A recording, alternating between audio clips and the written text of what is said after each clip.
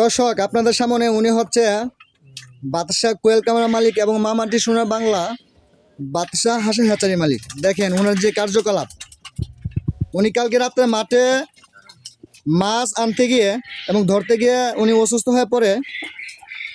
এরপরও অসুস্থ হওয়ার কারণে উনি ওনার কার্যকলাপ এবং কাজ থামিয়ে রাখতেছে না।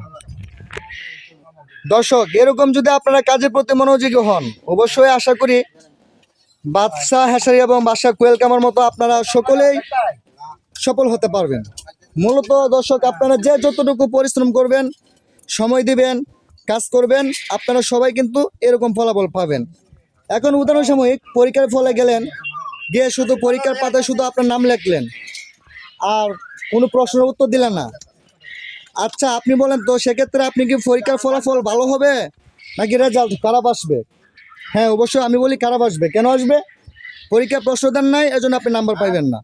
ঠিক তেমনি আমি আপনাদেরকে বলতেছি, যদি আপনারা কার্যকলাপ কাজগুলো চালিয়ে না যান, কাজ যদি না করেন আর শুধু বসে থাকেন, তাহলে তো রেজাল্ট খারাপই হবে। দর্শক দেখেন উনি এত টাকার মালিক হওয়ার পরেও, এত বড় প্রতিষ্ঠানের মালিক হওয়ার পরেও উনি হাতে অসুস্থ নিয়ে কাজ করতেছে। এই যে মাছের লাফালাফা শুরু হয়ে গেল। দর্শক দেখেন, আপনার স্ক্রিনে ভালো করে ফলো করেন, দেখেন এখানে বিভিন্ন রকমের মাছ আছে, ভালোভাবে নাচানাচি করতেছে। দর্শক দেখেন, আপনাদের কাছে দেখে ভালো লাগবে।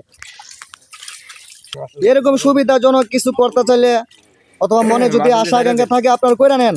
আশা করি আপনাদের ভালো হবে এবং লাভবান হতে পারবেন। বসে থাকেন না, যারা ব্যবসা বিজনেস করতে চাচ্ছেন, ঘরে বসে থাকতে চাচ্ছেন না, কিছু একটা করবেন, তাদের জন্য এগুলো ভাই না। আমার পোলট্রি খাবার সংগ্রহ করতে হয় না, আর হাঁসের খাবার খাওয়ানোর পরে এটা দিয়ে আমার মাছের খাবার হয়ে যায়। সেটা হলো এক গিলে দুই পাখি শেয়ার করলেন।